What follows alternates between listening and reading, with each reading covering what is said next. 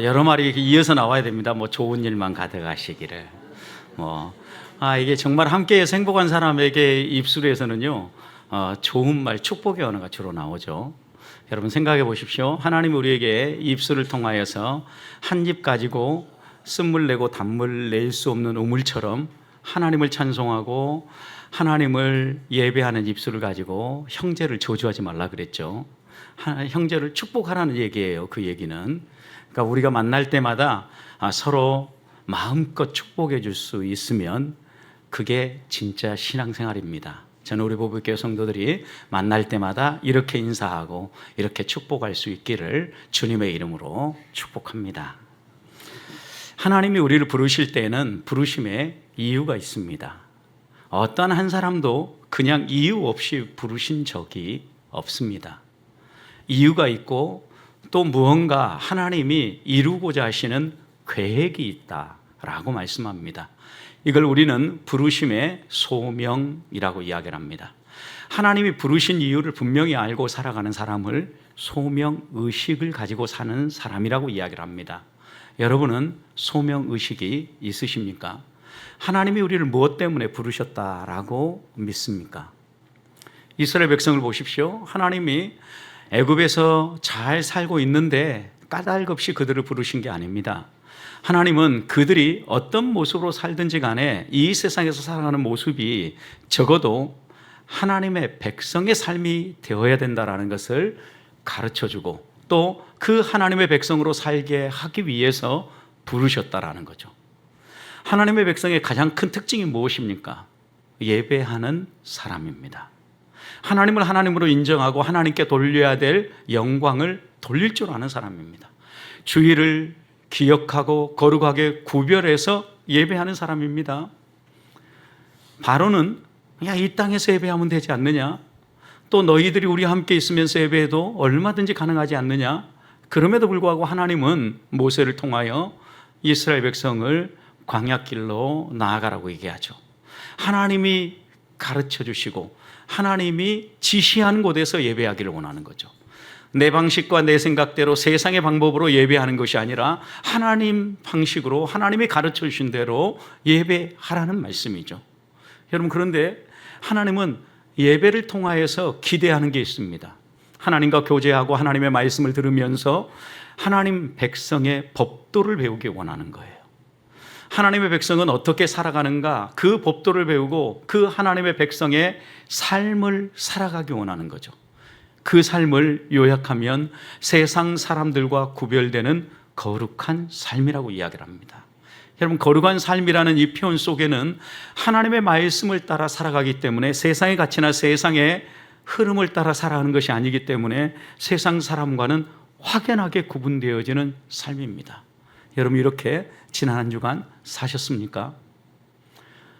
적어도 하나님은 이스라엘 백성을 애굽에서 구출해내실 때 이렇게 구별되게 살기를 원했는데 우리의 삶을 보아도 그렇게 살기가 쉽지 않아요. 그래서 하나님은 부르시는 순간부터 넘어지지 않도록 우리가 항상 하나님이 우리를 왜 부르셨는지 부르심의 목적을 기억하며 살아갈 수 있도록 절기를 정하시고 예배를 주신 거예요. 출발하는 그 순간부터 유월절 예식을 정하시고 이 유월절 예식을 통하여서 우리의 구원이 우리의 노력이 아니라 우리를 위해서 대신 죽은 어린 양, 유월절 어린 양이신 예수 그리스도의 구원의 은총으로 오늘 우리가 이 구원의 삶을 살아간다는 것을 깨우쳐 주신 거죠. 자꾸 잊어버리니까. 그리고 성찬식을 통해서 이 십자가와 구속을 기억하라는 거예요. 이게 절기를 주신 이유죠. 여러분, 이것만이 아니죠. 우리가 구원받은 것은 구원 그 이후에 거룩한 삶을 살아야 되기 때문에 바로 하나님은 유월절에 이어서 구원에 이르러서 무교조를 주신 거예요. 너희의 삶에서 누룩을 제거하라는 거예요. 너희를 오염시키고 너희를 병들게 만들고 너희를 하나님으로부터 멀어지게 하는 것들로부터 잘라내라는 거예요. 그래 하나님 앞에서 오염되지 않은 순전하고 깨끗한 삶으로 거룩한 백성으로 살아가라고 하나님이 우리를 부르신 겁니다. 그런 의미에 하나님을 예배하면서 반복적으로 기억할 것은 내가 어떻게 구원받아 하나님의 백성이 되었는가, 하나님은 무엇 때문에 나를 이렇게 불러서 예배하게 하시는가? 내가 살아가야 될 삶의 목적은 무엇인가? 이 질문이 우리에게 반복되어야 됩니다. 여러분, 이것은 해도 되고 하지 않아도 되는 것이 아닙니다.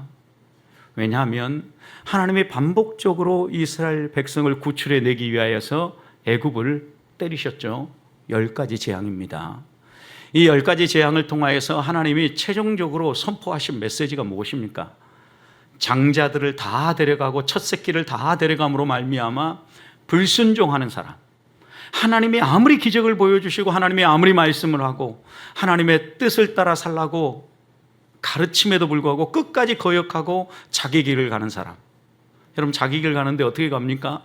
그래도 하나님이 때리실 때는 아프기 때문에 어떻게 해요? 움찔하는 거죠. 바로가 마음을 돌이키는 것처럼 보여요. 그러나 그 본심은 안 바뀌어요. 결국 하나님이 이렇게 사는 사람들은 10번째 재앙을 통하여서 죽음만이 기다리고 있다는 것을 교훈하신 거예요. 불순종은 죽음을 가져오게 되어 있습니다. 장자는 대표라고 그랬습니다. 여러분, 애굽에 죽음의 사자가 지나갈 때 애굽 사람 가정 가운데 한 가정도 죽음을 맛보지 않은 가정이 없었어요. 아들이 없으면 첫 딸이 죽었고 아들, 딸도 없으면 첫 새끼가 죽게 하셨어요. 무엇이든지 죽음의 사자가 그들을 완전히 뒤엎음으로 불순종하면 죽는다라는 메시지를 명확하게 선포한 거죠. 여러분, 그런데 이 죽음에 상반된 민족이 있었어요. 이스라엘 백성입니다. 이스라엘 백성에게는 하나님께서 구원의 은총을 베푸시면서 그들을 살려주시지 않습니까?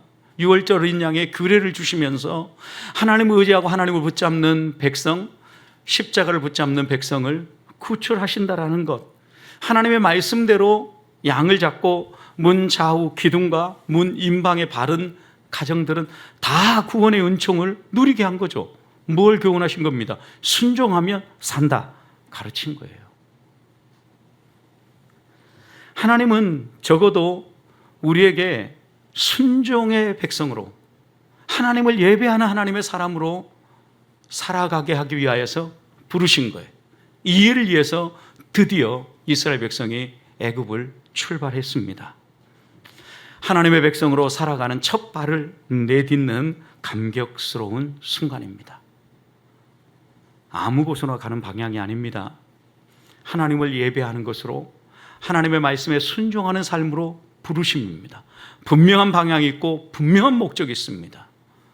우리도 하나님이 이런 목적을 가지고 우리를 부르셨어요. 자, 그렇다면 우리가 어떻게 하나님의 부르심에 합당한 삶을 살 수 있고 부르심을 따라가는, 목적을 따라가는 새로운 삶을 살아갈 수 있습니까?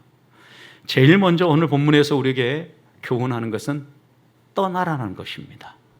오늘 37절 말씀을 보십시오. 이스라엘 자손이 남셋을 어떻게 했어요? 떠났다 그랬어요. 그리고 하나님의 말씀을 따라 하나님이 장막을 치라고 하는 숲곳에 가서 장막을 쳤는데, 여러분, 우리가 하나님의 백성으로, 예배하는 백성으로 목적이 이끄는 새로운 삶을 살기 위해서 제일 먼저 해야 될 것은 떠나는 거예요. 어디서 떠나라고 얘기합니까? 남셋에서 떠나라고 얘기합니다.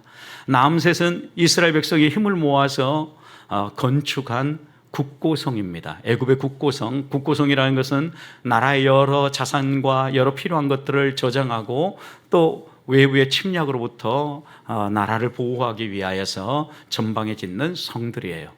여러분, 이런 국고성이 아마도 이스라엘 백성이 머물렀던 고센 땅을 포함하고 있었을 것이라고 대부분의 학자들이 동의를 합니다. 적어도 하나님께서 그래서 남셋을 떠나라고 얘기할 때는 그들의 삶의 자리를 떠나라고 하는 거예요. 그럼 아무 삶의 자리나 떠나면 안 되겠죠. 이 남셋을 떠나라고 얘기할 때는 적어도 이 남셋이 가지고 있는, 함의하고 있는 의미가 있다라는 거죠. 거기서부터 떠나라는 거예요. 여러분, 그럼 남셋은 뭐겠습니까? 그들이 노예 생활을 하고 죄의 종살이하고 옛 생활에 머물러 있었던 삶을 얘기하는 거 아니겠어요? 그런 삶의 장소로부터 어떻게 하라는 거예요? 떠나라는 거죠. 여러분, 우리가 생활하다 보면 어떤 장소는요, 하나님을 바라보게 만들고 하나님을 의지하게 만들어요. 저희가 이곳에 이전에 올 때 제가 이 예배당을 디자인하는 하나의 컨셉이 있었습니다. 새벽에든 언제든 성도들이 들어올 때마다 이 예배당에 들어오면 하나님을 바라보면 좋겠다라는 게 유일한 저의 이 예배당 디자인의 컨셉이었어요. 목적대로는 다 안 됐어요. 이게 잠잠하게 있을 때 여러분 사이드에 있는 이 불도요, 십자가 형상이잖아요. 은은하게 퍼져가게 만들려고 했는데 이 디머기를 사용하고 뭐 이런 비용들이 너무 들어간다고 해서 만들지는 못했어요. 그러나 한 가지는 분명해요. 하나님을 바라봐야 되겠고, 강대상 위에 아무것도 안 올라오고 하나님 말씀이 선포된 이 답만 있었으면 좋겠다는 게 저의 마음이었어요. 왜? 성도들이 강단으로부터 흘러나오는 하나님의 말씀을 붙잡고 하나님을 의지하며 살았으면 좋겠다는 게 저의 마음이었어요. 여러분, 우리가 어떤 일을 하든지 무슨 이유를 하면요, 이유가 있어요. 목적이 있다고요. 하나님이 우리를 부르시는데 이유가 있고 목적이 있는 거예요. 하나님은 우리가 우리의 옛 삶으로부터 떠나기를 원하는 거예요. 그래서 나함셋은요, 죄의 장소로부터 떠나는 거예요. 어느 장소는 들어가면 경건한 마음이 생기고 절로 하나님 앞에 기도하고 싶은 마음이 생기고 하나님 앞에 무릎이 꿇어지는 것처럼 죄를 짓게 만들고 하나님으로부터 멀어지게 만드는 장소로부터는 떠나라는 거예요. 여러분, 소돔과 고모라가 멸망당할 때 하나님은 먼저 아브라함에게, 친구였던 아브라함에게 그 소식을 알려주죠. 곰곰이 생각해 보니까 자기 조카가 죽게 된 거거든요. 하나님 앞에 간절히 기도합니다. 결국은 의인 10사람이 없어서 그 성이 멸망하게 되는데 하나님은 아브라함을 긍휼히 여기시고 롯을 구출해 내시죠. 천사를 보내서 롯에게 이 성이 멸망할 것을 이야기하고 빨리 탈출하라고 이야기를 합니다. 이 소식을 그 딸들과 약혼한 정혼한 사이에게 이야기합니다. 이 성이 멸망한다는 이야기를 들은 그 사이들은 뭐라고 얘기합니까? 여기가 너무 좋은데, 살기 좋은데 무슨 소리냐고, 대낮에 웬 날벼락이냐고, 농담하지 마시라고. 전혀 떠날 준비를 안 한 거죠. 그 말을 듣고 롯의 가족도 흔들렸는지 떠나지 않아요. 지체해요. 어떻게 합니까? 하나님이 강제로 끌어냅니다, 여러분. 왜요? 죄악의 장소는 강제로 끌어내서라도 떠나야 할 곳이기 때문이에요. 하나님은 우리에게 새로운 삶, 목적이 이끄는 새로운 삶을 위해서는 떠나라는 거예요. 어디로부터? 우리로 넘어지게 만들고 죄 짓는 장소로부터, 그런 삶의 자리로부터 떠나라는 거예요. 또 여러분, 라암셋이 어떤 곳입니까? 노예 생활하던 곳입니다. 애굽의 우상을 숭배하던 곳입니다. 악한 문화가 자리하고 있는 곳입니다. 하나님은 그곳으로 떠나라는 겁니다. 하나님을 예배하지 아니하고 하나님을 바로 섬기지 못하는 우상을 섬기게 만드는 그곳으로부터 어떻게 하라는 거예요? 떠나라는 거예요. 여러분, 하나님을 제1로 생각하고 섬기는 우리의 신앙, 그게 뭐예요? 제1계명 신앙이죠. 나 외에 그 무엇도 너희의 신으로 삼지 말라는 거예요. 하나님은 그걸 위해서 이스라엘 백성을 부르신 거예요. 그래서 나함셋을 떠나라는 거예요. 온갖 잡신이 있고 온갖 신들이 머물고 있는 그 나함셋을 떠나라는 거예요. 여러분, 오늘 우리가 살아가는 이 세상은 어떤 것들이 우리를 흔들고 있습니까? 무엇이 우리의 신으로 다가와 있습니까? 성공이 신이 되어 있습니다. 재물이 신이 되어 있습니다. 오죽하면 여러분, 모든 것을 끌어모아서 아파트를 산다는 말이 나오겠습니까? 인생의 목표가 아파트가 아니잖아요. 그런데 언제부턴가 이런 말들이 돌아온다는 것은 이 세상을 움직이는 신이 만몬이 되어가고 있다는 거예요. 재물이 되어가고 있다는 거예요. 떠나라는 거예요. 하나님보다 더 사랑하는 것, 우리를 하나님으로부터 멀어지게 하는 악한 문화로부터, 세상의 문화로부터 떠나라는 거예요. 요즘 또 우리 사회 문화 보십시오. 아직 우리 교회는 그러지 않을 거라고 믿는데 마약이 얼마나 판을 치는 모릅니다. 젊은 층들, 여러분, 스카이라고 하는 이 대학에 다니는 아이들이요, 동아리를 형성하고 파티를 하면서 온갖 이 마약에 취해가지고 난잡한 파티를 하는 내용들이 나오지 않습니까? 급속도로 지금 들어가고 있다는 악한 문화예요. 하나님으로부터 흘러오는 참된 행복을 추구하는 것이 아니라 세상의 쾌락과 육체의 만족을 따라가는 문화예요. 하나님 이런 문화로부터 어떻게 하라고요? 떠나라는 거예요. 떠나라. 또 여러분 생각해 보십시오. 애굽에서도 하나님 잘 믿고 잘 섬긴다면 그곳에 남겨두셨지 왜 떠나라고 그러겠어요? 왜? 문명화되어 있고 살기 좋고 편하고 좋은 곳이잖아요. 하나님이 우리가 불행해지기를 원치 않아요. 행복하기를 원해요. 문명의 이기를 누리기를 원해요. 그런데 그것들이 하나님을 믿지 못하도록 방해하기 때문이에요. 여러분, 그러니까 생각해 보십시오. 하나님이 또 떠나라는 건 뭐예요? 하나님의 말씀에 불순종하고 하나님 말씀대로 살지 못하게 만드는 모든 것들로부터 떠나라는 거예요. 바울은 로마서 16장 17절 말씀에서 이렇게 교훈합니다. 너희가 배운 교훈을 거슬러서 분쟁을 일으키거나 거치게 하는 자를 살피고 그들에게서 떠나라. 여러분, 우리가 하나님의 말씀을 배워요. 그런데 그 말씀과 다른 것을 가르치는 문화, 장소, 환경 이런 것부터 뭐라고요? 떠나라고요. 그 대표적인 삶이 어떤 겁니까? 분쟁이라고 바울은 얘기해요. 싸우지 말라는 거예요. 여러분, 근데 세상을 보십시오. 정치권을 보십시오. 온통 싸움판입니다. 서로 자기가 옳다고 이야기를 합니다. 이런 문화에서 떠나라는 거예요. 그리고 너희는 거슬리는 자가 되지 마라. 다른 말로 표현하면 남들 걸려 넘어지게 만드는 돌뿌리, 장애물이 되지 말라는 거예요. 스캔달론이 되지 말라는 거예요. 여러분, 적어도 우리들이 넘어지지 않기 위해서 하나님 앞에서 말씀을 배우고 살아간다면 넘어지려고 하는 사람 손잡아 일으켜주고 넘어지려고 하는 사람 잘 안내해주는 이런 삶을 살라는 거죠, 여러분. 또 데살로니가후서 3장 6절에서는 이렇게 얘기합니다. 너희를 명하노니 게으르게 행하고 우리에게서 받은 전통대로 행하지 아니하는 모든 형제로부터 떠나라. 그럼 그리스도인은요, 하나님이 주신 사명을 우리를 부르신 부르심의 목적을 따라 새로운 삶을 살아가면요 절대 게으를 수 없어요. 나태할 수 없다고요. 하나님 우리에게 뭐라고 말씀하신 게 분명한 게 있잖아요. 어때요, 여러분? 24시간 살아보니까 그 시간이 넉넉하십니까?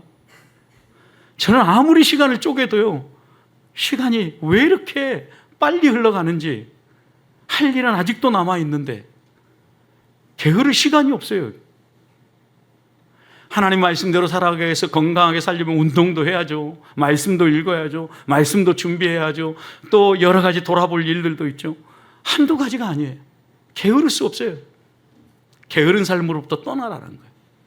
또 여러분, 우리가 하나님 앞에서 이 땅을 살아갈 때 끝없이 죄와 싸우면서 넘어지게 만드는 이 모든 삶으로부터 떠나라는 거죠. 저는 우리가 무엇 때문에 부름받았는가 잊지 않기를 원합니다.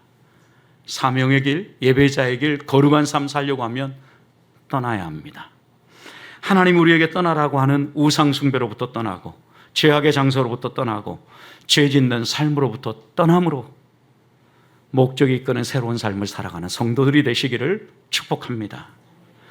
두 번째, 우리의 모든 것을 가지고 하나님을 섬겨야 합니다. 이게 하나님이 목적을 따라 살아가는 새로운 삶으로 부르신 이유예요. 여러분, 오늘 38절을 보십시오. 이스라엘 백성이 출애굽할 때 수많은 잡족이 나왔어요. 어떤 학자들은 이 잡족들이요, 애굽이 전 세계를 지배하면서 여러 나라들을 지배할 때 거기에서 포로들을 잡아오죠. 그리고 그 포로들을 이 이스라엘 백성과 함께 노예들처럼 국구성을 짓고 여러 가지 노동을 하게끔 했다라는 거예요. 그런 수많은 잡족이 적어도 이스라엘 백성이 약 200만 명 정도 됐던 것처럼 50만 명에서 100만 명 됐을 거라고 이야기하는 학자들이 있습니다. 적지 않은 수예요. 그래서 수많은 잡족들이 나왔어요. 여러분, 그런데 생각해 보십시오. 하나님은요, 유월절 어린 양의 긍휼로 이 잡족들도 함께 구원받아서 나오고 또 함께 이 백성들도 나오는데 이 잡족들이 유월절 양식을 다 먹은 것 같지는 않아요. 그러나 분명히 이스라엘 백성들을 따라 나왔단 말이에요. 여러분, 그런데 이 따라 나왔다고 해서 애굽에서 출애굽했다고 해서 예배당에 나왔다고 해서 다 똑같이 성도 취급을 하지 않아요. 왜? 잡족들 가운데 유월절 음식을 먹을 사람들을 구분하시기 때문에 그래요. 48절을 보십시오. 너희와 함께 거류하는 타국이니 여호와의 유월절을 지키고자 하거든 그 모든 남자는 어떻게 해라? 할례 받은 후에야 가까이하여 지킬 수 있다. 유월절 예식에 아무나 못 들어오게 한 거예요. 여러분, 그러니까 이들이 함께 이스라엘 백성과 탈출했지만 그 유월절 은혜를 맛본 사람들도 있겠지만 그러지 못한 잡족들도 있었을 거란 말이에요. 첫 것을 잃고 하나님 믿는 저 이스라엘 백성 따라가야 되겠다라고 생각하고 따라온 사람들이 있을 수 있다고요. 그런데 이들 가운데 이 거룩한 무리 이스라엘 백성의 공동체에 참여하려고 하면 어떻게 해야 되는가? 반드시 할례를 받으라. 할례는 뭐예요? 하나님 백성의 됨의 표시예요. 하나님 백성의 표시는 잘라내는 건데 뭘 잘라내는 거예요? 온갖 더러운 것들을 다 잘라내는 거예요. 하나님을 믿지 못하도록 방해하는 거추장스러운 것들을 잘라내는 거예요. 그리고 하나님만 의지하는 거, 이게 할례잖아요. 하나님 백성의 표시잖아요. 여러분, 이 하나님의 백성의 표식을 가지고 하나님 앞에 헌신하는 사람만 유월절 예식에 참여하게 합니다. 여러분, 우리도 우리 가정에 많은 가족들이 함께 살아갑니다. 어려서부터 믿음의 가정에 태어났다고 다 믿음의 길을 걷는 거 아닙니다. 모태신앙이라고 하는데 예배도 안 드립니다. 완전히 못하는 사람이 되어버렸습니다. 여러분, 이런 자녀들이 얼마나 있습니까? 여러분, 이 얘기는 뭐냐면 함께 출발했다고 해서 다 하나님의 자녀가 아니란 얘기예요. 하나님이 원하는 것은 이런 함께 나온 사람이랄지라도 온전히 하나님 앞에 자신이 드려지고 헌신하기를 원하는 거예요. 하나님을 하나님으로 바로 알고 할례 받고 예배하기를 원하는 거예요. 여러분, 그렇다면 이 말씀을 통해서 우리가 하나님을 섬기며 목적이 이끄는 새로운 삶을 살아가려면 우리 온 가족이요 함께 있다고 해서 절로 구원받는 게 아니라 헌신하고 깨어 있어야 구원받는다라는 거예요. 예수 그리스도를 개인의 구주로 영접하지 않으면 구원은 불가해요. 옛날에 많은 남편들이 그렇게 얘기했습니다. 우리 아내가 열심히 교회 다니니까 나는 아내 치맛자락 잡고 천국 갈래. 불가능한 얘기입니다. 또 어떤 분들은 그럽니다. 예배 드리는 것이 제일 좋아. 그러니까 졸아도 좋아. 자도 좋으니까 예배당에 가서 앉아만 있어. 천만의 말씀입니다, 여러분. 이 귀한 시간 예배당에 나와서 왜 좁니까, 여러분? 하나님의 말씀 듣고 깨어 있어서 그 말씀대로 살고자 다짐해도 부족한 시간이에요. 절대 예배당에 가만 앉아 있는다고 구원 못 받습니다, 여러분. 그것으로 구원 받는 게 아니에요. 하나님의 말씀, 거룩한 백성의 도를 깨닫고 그 말씀대로 순종하며 살아가는 것이 하나님이 나를 부르신 구속의 은총이 드러나는 현상이에요. 여러분, 그러니까 하나님 앞에서 우리의 신앙생활을 대충 하려고 하면 안 돼요, 여러분. 여러분, 이렇게 하나님께서 우리의 가족들 구원하기 원하셔요. 함께 헌신하기를 원해요. 저는 그래서 올 가을에는요, 우리 온 가족들이 하나님 앞에서 예배하기를 원해요. 이번 새생명 축제는 우리의 온 가족, 안 믿는 모든 가족들이 나오고 한 사람 한 사람 그냥 우리만 따라다니는 잡족이 아니라 하나님께 헌신되어지고 하나님께 드려지는 하나님의 백성으로 우리 가족들을 좀 세우자고요. 거기에 여러분 또 무엇이 같이 나왔습니까? 소와 양과 심이 많은 가축이 함께 나왔다 그랬어요. 이 심이 많은 가축은 왜 필요합니까, 여러분? 하나님은 이 가축들을 통하여 하나님을 예배하기 원하신 거예요. 재앙 가운데 바로가 마음을 돌이킬 때 협상을 했죠. 여러 가지 타협 협상을 하는데 한 번은 야, 다 나가도 좋은데 너희 소, 양, 가축 이 모든 것은 놔두고 가라. 이렇게 얘기한 적 있죠. 여러분, 그러니까 모세가 뭐라고 반응했습니까? 안 된다. 하나님이 다 데리고 나가라 간다. 왜냐하면 이것들은 하나님께 예배할 제물들이다. 하나님이 무엇으로 예배를 할지 우리가 알지 못한다. 그래서 다 데리고 가야 된다. 여러분, 소, 양, 모든 가축들은 오늘 우리식으로 표현하면 뭡니까? 우리의 재물이죠. 재화, 보화, 재산 이런 것들을 이야기할 수 있어요. 여러분, 그런데 이 모든 것들을 이스라엘 백성이 어떻게 얻었습니까? 하나님이요, 구하는 대로 주셨어요. 구하는 대로. 애굽 사람들의 마음을 바꿔놓고 이스라엘 백성이 은혜를 베풀게 해주셔서 은금 보화뿐만 아니라 구하는 대로 줬다라는 거예요. 구하는 대로 줬다라는 것은 소, 양 이런 것들도 내어줬을 거라는 얘기죠, 여러분. 그러니 여러분 생각해 보십시오. 실은 우리가 노력하고 우리가 땀 흘려서 얻은 재화고 재물이고 재산인 것 같지만 하나님이 은혜로 우리에게 주신 거예요. 그러니 우리가 가진 이 모든 것들은 무엇을 위해서 존재하는 겁니까? 하나님을 예배하고 이웃과 함께 교제하고 섬기는 데 필요한 거예요. 왜요? 하나님께 드린 재물 보십시오. 온전히 하나님께 다 드려야 되는 번제도 있었지만 화목제처럼 하나님께 드리고 나머지는 제사장에 드리고 또 온 함께 참여한 가족들이 함께 교제하며 먹는 재물도 있었어요. 여러분, 그러니까 하나님 우리에게 주신 이 재물, 재화, 재산은 하나님을 예배하는 데 사용하고 또 이웃과 나누고 온 가족이 누리도록 하나님 우리에게 주신 은혜의 증거들이라는 말씀이에요. 하나님의 목적을 따라 사용해야 돼요. 아무리 우리에게 많은 사람들이 있으면 뭐합니까? 그리고 아무리 많은 재산을 소유했으면 뭐합니까?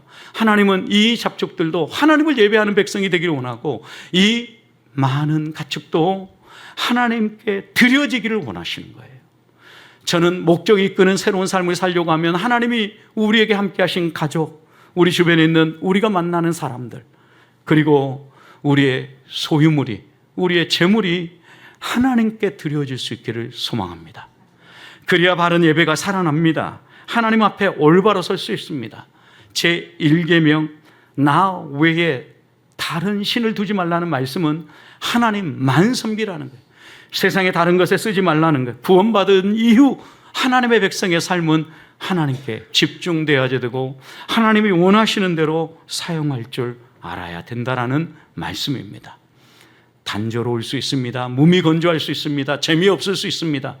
예배당에 나와서 말씀 배우고 그 말씀 들으니까 순종하라 그러고 그 말씀대로 순종하니까 힘들고 어렵더라. 그 말씀대로 살기 지치더라. 이렇게 말할 수 있습니다. 여러분, 그렇지만 그것이 다가 아닙니다.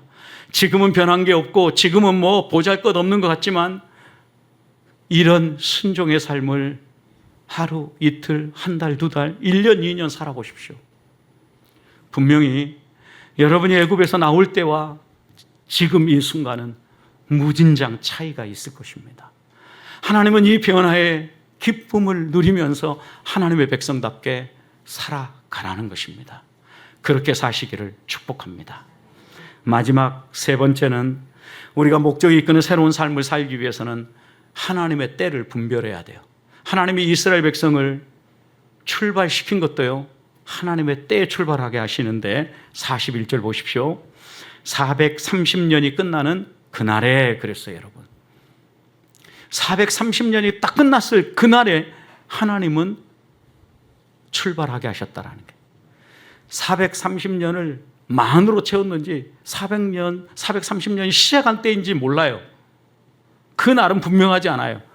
그렇지만 그날이에요, 그날. 그날이 언제입니까? 하나님이 정하신 날이죠. 창세기 15장 아브라함과 언약을 맺고 아브라함이 하나님 앞에 헌신할 때 하나님은 아브라함에게 분명히 얘기했어요. 너희의 자손들이 애굽에서 종살이 할 거다. 400년이 지나면 너희를 내가 약속한 곳으로 인도해 내겠다 그랬어요. 창세기는 400년 이야기했는데 출애굽기 지금 여기는 430년이 끝나는 날이라고 얘기해요. 야, 이거 성경이 잘못 기록됐나 이렇게 생각할 수도 있습니다. 여러분, 그러나 그건 중요한 게 아니에요. 여기에서 더 강조되는 것은 그 날이에요. 400년인지 430년인지 또 이것이 시작할 때인지 만으로 채운 날인지 불분명하지만 분명한 것은 그 날이라는 거예요. 그 날은 하나님이 정하신 날이에요. 여러분, 하나님이 일하실 때 하나님의 시간 계획은요, 한시도 오차가 없어요. 인간은 시간을 맞추기 위해서 부단히 노력해도 늦기도 하고 잘 맞추지 못하기 때문에 빨리 오기도 합니다. 그러나 하나님의 때는요, 정확한 때예요. 하나님이 구약에부터 약속하였던 약속의 메시아 예수 그리스도를 이 땅에 보낼 때 그 보냄을 바울 사도는 갈라디아서 4장 4절에서 이렇게 얘기했어요. 때가 참에 그 아들을 우리에게 보내셨고 율법 아래 나게 하셨다라고 말씀하셔요. 여러분, 때가 찼다는 의미가 뭐예요? 딱 그 시간이 되었다라는 거죠. 하나님이 정하신 그 시간이 딱 되어야만 하나님이 일하시는데, 만방에 복음이 선포되어지고 땅 끝까지 복음이 흘러갈 수 있는 준비가 되어졌을 때 하나님은 예수님을 이 땅에 보내셨다라는 거예요. 그제서야 막 준비하지 않았어요. 로마가 세계를 정복하고 모든 길은 로마로 향하도록 준비되어졌을 때, 언제든지 그 길을 따라서 복음이 흘러갈 수 있는 준비가 되어졌을 때 하나님은 예수님을 이 땅에 보내주셨다라는 거예요. 하나님의 때, 하나님이 원하시는 때, 하나님이 정하신 그 때에 하나님은 우리에게 보내신다라는 거예요. 여러분, 우리도 하나의 때를 기다리고 있습니다. 그때가 언제입니까? 재림의 때입니다. 언제인지는 몰라요. 그러나 우리는 하나의 감이 있어요. 하나님이 어떻게 일하시고 하나님이 언제 오시는지 알죠. 때가 찬다라는 의미가 뭐예요? 무르익는다라는 거죠. 여러분, 무화과 나비 잎이 무성하고 그 열매가 익으면 여름이 가까운 줄 알고 하나님의 때가 가까운 줄 알라고 그랬어요. 여러분, 그 때가 가까운다라는 거 분명히 우리의 징조들을 보면서 아는 거죠. 말세의 징조들을 말씀하시죠. 보고 알라라는 거예요. 하나님 우리를 위해서 일하실 때를 보십시오. 부흥을 주실 때, 변화를 일으키실 때 어떤 일을 하셨는가? 1907년 복음이 들어와서 우리나라를 온통 휩쓸을 때 평양을 비롯하여서 원산과 그 주변에 부흥의 운동이 일어났어요. 하나님의 백성이 바로 서야 되는데 이 하나님의 백성의 이 부흥을 지키지 못해. 항상 좋은 일이 있으면 그 다음에 우리가 가끔 혼동할 때가 있어요. 내 힘으로 하는 줄 알고. 하나님 더 의지해야 되는데. 1919년 저 일본의 압박이 이 나라 강산을 핥힌 거예요. 주권 없는 나라가 얼마나 아픈지를 알게 되었어요. 신앙도 우리 마음대로 할 수 없다는 걸 알았어요. 수많은 그리스도인들이 나라의 독립을 위해 헌신했어요. 순국 선열의 대열에 동참했어요. 독립선언한 33인 가운데 대부분이 그리스도인이지 않았습니까? 깨어 있었어요, 그리스도인들이. 야, 이게 우리의 죄구나. 우리가 나라에 이른 이 아픔이 우리가 깨어 있지 못함이구나 라는 것을 분명히 알았다고요. 여러분, 해방도 잠시 그 해방 기쁨을 잘 지키지 못하고 이념에 따라서 다투고 싸울 때 다시 우리나라 한국전쟁의 50년 터지지 않습니까? 교회는 그때 누가 더 적통이냐, 장자냐, 누가 더 바른 신학이냐, 그걸 따지면서 싸웠어요. 그 시기에 우리 합동과 통합이 갈라지지 않았습니까, 여러분? 교파의 분열을 보면 다 이유가 있어요. 하나님이 주신 은혜를 지키지 못하고 곁길로 가면 하나님 분명히 치셔요, 때리셔요, 깨우쳐요. 피 흘리는 사람들이 생겨요. 그걸 보면서 사람은 깨달아요. 순교의 제물을 받았다는 의미, 여러분 기억하시죠? 그걸 보면서 성도들은 이렇게 살면 안 되겠구나, 하나님이 나를 향하여 말씀하시는구나 깨닫고 무릎 꿇고 회개하니까 이런 놀라운 은혜가 일어나는 거죠. 여러분, 그래서 생각해 보십시오. 1970년대는요 십자가만 세워도 교회에 성도들이 몰려온다 그랬어요. 지금은요 누구도 안 와요. 지금은 복음이 바로 선포되어지고 그리스도인의 바른 삶이 다시 세워져야 될 때예요. 역사가 반복되는 걸 보면서 무엇이 무르익고 있는지 우리는 봐야 돼요. 하나님이 일하시는 방식을 봐야 된다라고. 우리들이 깨어있지 않고 우리들이 하나님의 때를 분별하지 못하면, 시세를 분별하지 못하면 또다시 아픔 가운데 우리가 나아갈 수밖에 없어요. 하나님은 그런 방식을 통해서라도 우리를 정결하게 다듬고 순결한 신부로 세워가시기 때문이에요. 저는 우리 보배교회 성도들이 깨어 기도할 수 있기를 원합니다. 이 시대를 보는 눈이 열리기를 원합니다. 사회를 보십시오. 도처를 보십시오. 하나님이 가까이 오고 계시지 않습니까? 하나님이 가까이 온다면 우리가 무엇을 위해서 우리의 삶을 사용해야 되겠습니까? 녹슬어서 못 쓰는 사람이 되겠습니까? 달아져서 하나님께 드리는 사람이 되겠습니까?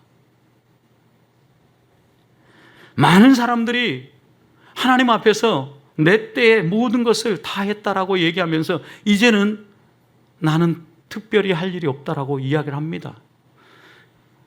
특별히 우리 교회 개척 멤버인 1세대 장로님들 기억하십시오. 저도 같이 시작했지만 하나님이 부르실 때까지 이 몸이 닳아지도록 섬기라고 하나님이 아직 우리 생명을 남겨두신 거예요. 아직 우리 때가 끝나지 않았어요. 때가 있어요. 나이가 드니까 이제 오기도 힘들고 새벽도 깨우기 힘들다고. 젊은 세대도 기억해야 됩니다. 그런 때가 금방 옵니다. 깨어 기도할 때 누가 이 하나님의 교회에 깨어 기도하겠습니까? 그때를 놓치고 나면 목적이 이끄는 새로운 삶은 물건어 가는 거예요. 하나님이 우리를 부르신 부름의 소명은 흔들리는 거예요. 아직 하나님이 나를 무엇 때문에 보백교회로 불렀는지 그 사명이 완수되지 않았다면 깨어야 돼요. 다시 달려야 돼요. 다시 하나님의 때를 분별하고 나아가야 돼요. 하나님 그걸 위해서 우리를 부르셨어요. 저는 이 부르심이 흔들리지 않기를 소망합니다. 녹슬어 못 쓰는 사람이 아니라 닳아져서 하나님께 드려지는 일꾼들이 되십시다. 하나님은 우리가 헌신하기를 기다리고 계십니다. 하나님이 정하시는 바로 그날이 있습니다. 430년이 끝나는 그날이 있습니다. 우리가 하나님 품에 안길 그날이 있습니다. 그때를 분별하고 헌신하면서 부끄럽지 않게 부르심의 목적에 헌신하면서 깨십시다. 기도하십시다. 말씀을 따라 살아가십시다. 하나님을 영화롭게 하십시다. 하나님의 백성으로 살아가는 우리 보배의 성도들이 되시기를 주님의 이름으로 축복합니다.